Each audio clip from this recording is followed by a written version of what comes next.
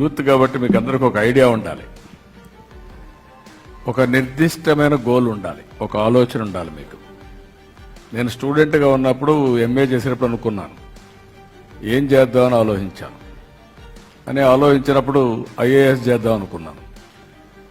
IAS చేయాలంటే కష్టపడాలి, ఇప్పట్లో మనం ఐఏఎస్ అవుతాం లేదో అది రిస్క్ అవుతుంది అని ఆలోచించి నెక్స్ట్ నాకు 78లో ఎలక్షన్స్ వచ్చాయి. బెటర్ టు కంటెస్ట్ ఎమ్మెల్యేనాక మంత్రి అవుదాం, ఐఏఎస్ ఆఫీసర్లు మనమే కంట్రోల్ చేయొచ్చు అని చెప్పి ఆలోచించాను. అదే ఇప్పుడు జరుగుతూ ఉంది. అంటే ఆశయం బాగానే ఉంది, దానికి ప్రాక్టీస్ కూడా కావాలి. నేను ఎమ్మెల్యే కావాలి, ఇంట్లో పడుకుంటే ఊర్లో పోయి వ్యవసాయం చేసేవాడిని, మళ్ళీ గుర్తుపెట్టుకోవాలి మీరు. అక్కడి నుంచి నేను నర్చర్ చేశాను, ఒక కాన్స్టిట్యున్సీ సెలెక్ట్ చేసుకున్నాను. సాటర్డే సండే ఆ ఊర్లోకి వెళ్ళిపోయేవాడిని, మా స్టూడెంట్స్ అందరిని తీసుకొని యూనివర్సిటీ నుంచి ఊరంతా తిరిగేవాడిని, అందరితో పరిచయాలు పెంచుకున్నాను. అట్లా 1 year నర్చర్ చేశా కాన్స్టిట్యున్సీ.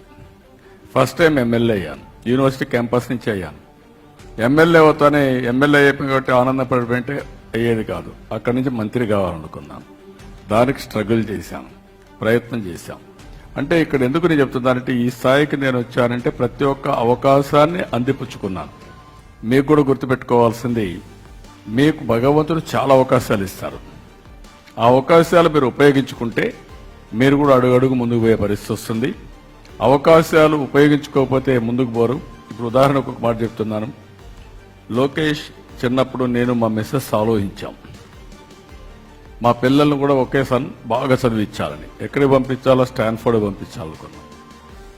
మామూలుగా పాలిటీషియన్ పిల్లలు చదువుకోరు, చాలా మంది తిరుగుతా పాల్లో వచ్చారు అమెరికా పంపించినా కూడా. ఇట్ ఈస్ ద రియాలిటీ, మీరు గుర్తుపెట్టుకోవాలి. మేము చదివించగలిగాం. మా డాటర్ ఇలా మ్యారేజ్ అయిన తర్వాత చదివించాలనుకున్నాం. మేము ఇవ్వగలిగేది పిల్లలకి చదువు ఇవ్వాలి, చదివిస్తే వాళ్ళు నేను ఎప్పటి నుంచి చెప్పాను, ఒక మాట చెప్పేవాడిని, తల్లిదండ్రులు పిల్లలకి ఇవ్వాలి చదువు సంస్కారాన్ని ఇస్తే వాళ్ళు మిగిలిన పనులన్నీ చేయగలుగుతారు. కాబట్టి చదివించమని చెప్పాను. ఈరోజు చాలా మంది పేరెంట్స్ అందరికి వచ్చి ఆ రోజు మీరు చదివించమని చెప్పారు, మేము చదివించాం. ఈరోజు మా పిల్లలు డబ్బులు పంపిస్తున్నారు, ఆనందంగా కార్లు కొనుక్కొని ఇంట్లో ఉండి హ్యాపీగా ఉన్నామని చెప్పే పరిస్థితికి వచ్చారు. అంటే ఒక ఎడ్యుకేషన్ మీరు గుర్తుపెట్టుకోవాల్సింది చాలా పెను మార్పులకు నాంది పలుకుతుంది. ఈరోజు నాదిళ్ల సత్య, సుందర్ పిచ్చాయ్, వాళ్ళ ఆదాయం ఎంత?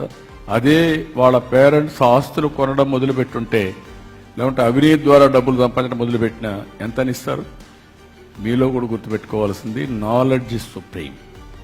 మీకు నాలెడ్జ్ ఉంటే రెస్పెక్ట్ వస్తుంది, సంపద వస్తుంది, మీరు ప్రపంచంలో ఏదైనా సాధించే శక్తి సామర్థ్యాన్ని ఇచ్చే పరిస్థితి వస్తుంది. కాబట్టి మీరు అనుకున్న లక్ష్యాన్ని నేను మళ్ళీ చెప్తాను మీకు అందరికీ, ఒక విజన్ పెట్టుకొని అనునిత్యం లక్ష్య సాధన కోసం మీరు పనిచేస్తే ఏదైనా సాధించే శక్తి మనుషులకుంది, అది మీకుంది. ఆ విషయం గుర్తుపెట్టుకోవాల్సిందిగా మిమ్మల్ని అందరినీ కోరుతాను. చేస్తారని కొంతమందిని ఎమర్జీ అవుతారని చెప్పి ఆశిస్తాను.